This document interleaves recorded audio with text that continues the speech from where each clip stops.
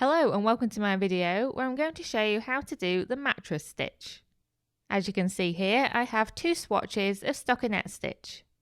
The cast on edges are closest to me, the bound off edges are furthest away, and the side edges, also called the selvedges, are on the right and the left of the swatches.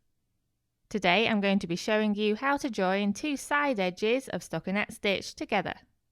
This is otherwise known as invisible vertical seaming. If you look more closely at this swatch of stockinette stitch, you can see the selvage, which is a column of sort of V-shaped stitches, and to the left of that, you can see the regular stockinette stitch, which is made up of columns of V-shaped stitches. If you compare the selvage to the columns of V-shaped stitches, you can see that they're similar, but you can see a few twists included in the selvage that aren't present in the rest of the stockinette stitch.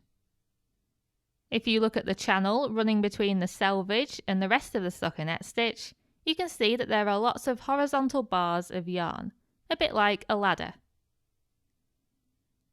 These horizontal bars are what we're going to be picking up in order to seam along this edge.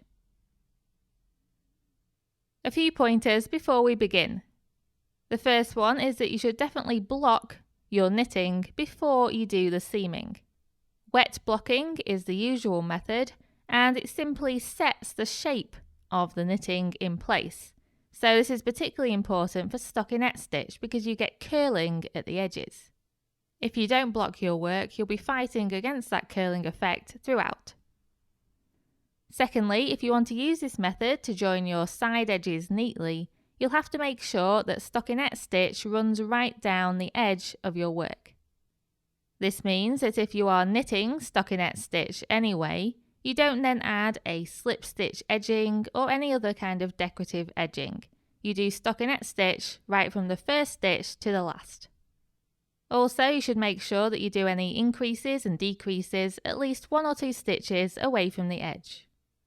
And if you're knitting your project in a completely different stitch, such as moss stitch for instance, you can add stockinette stitch edges to use just for seaming. But obviously this needs to be thought of before you start your project. And the third point is that if you're doing a long seam, then you might want to use safety pins or knitting markers to join the seams together at regular intervals, just to keep those edges aligned. Okay, so to do the mattress stitch, you will obviously need a piece of yarn. Often when people bind off, they'll leave a really long yarn tail, and they'll use this yarn to do the seaming. Otherwise, you can use a completely different piece of yarn, which is what I'm going to do. I'm using a different colour yarn, but you'll be using a colour that matches your knitting. After all, the idea is to make this seam invisible. If you've used a chunky or super bulky yarn for your knitted project, you might want to use a thinner yarn to do the seam. This isn't vital, but if you do choose to do this, make sure that the fibre is the same fibre as you've used for your knitted project, i.e. it's got the same washing instructions and content. To do the seaming, you'll also need a large blunt needle, such as a tapestry needle or a yarn needle.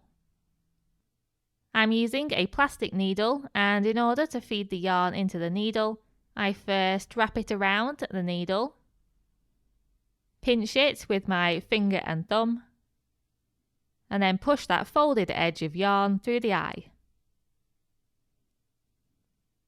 To begin, I take the yarn up through the corner of the swatch on the right.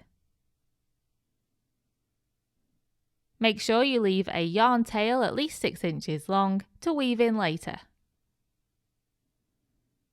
If you're going to be seaming using a yarn tail that's already attached to your knitting, you can miss out this first step. Next, we need to take the yarn up through the corner on the other piece of knitting, straight across the gap. Then take the needle under the yarn that's going between the two swatches, from back to front, and then come up again in the bottom left corner of the right hand swatch. going through the same stitch as you did before. And this has formed a figure of 8. We now need to go back and forth between the swatches all the way along the edge. So we go to the left hand swatch and we need to find those horizontal bars of yarn that I mentioned before. The ones that look like a ladder. And we need to find the bottom rung of that ladder. Once you've found it, take the needle underneath it and come up again the other side. And then we're going to do exactly the same on the other swatch. So find the channel between the selvage and the first column of V-shaped stitches. Then find the bottom rung of that ladder of stitches, take the needle under it and come up again the other side. And you simply do this all along this edge. So you find the next rung of the ladder and go under it with your needle. And over to the other swatch and do the same. And so on. Keep the yarn that crosses between the swatches nice and loose as you're stitching. But every inch or two, you can then pull on the yarn carefully to close up the seam. When you do this, make sure that you don't pucker the seam and try and stretch it out both vertically and horizontally to make sure that it's not too tight. There is the option of going under 2 rungs of the ladder at a time on each side in order to make a less bulky seam and also to save time. But the resulting seam won't be as strong.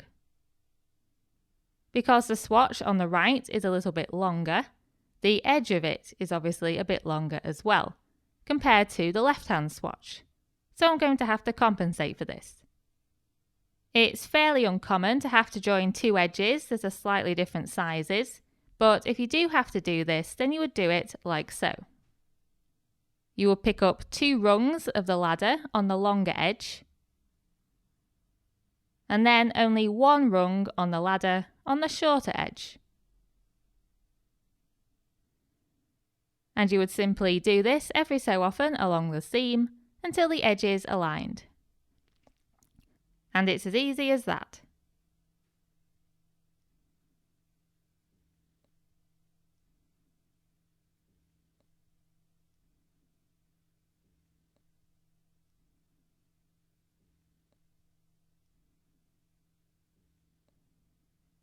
Once you've gone under the top rungs of the ladder on both sides, then you need to join the end together.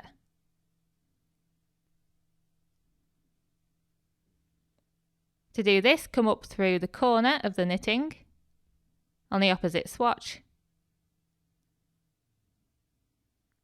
Then bring the needle forwards and under that last bit of yarn that crossed over the seam. And pull to tighten.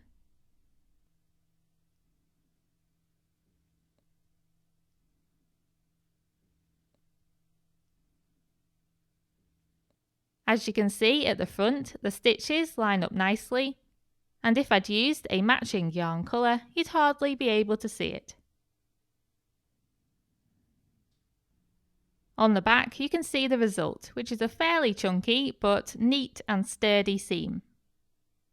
Then all you would do is cut off the rest of the yarn, leaving at least 6 inches, before weaving in the yarn tails at the top and the bottom. You can weave these tails into the back of the knitting or into the back of the seam. Some people don't like to weave it into the seam because it makes it even more bulky. And that's it, that's how you do mattress stitch on stockinette stitch.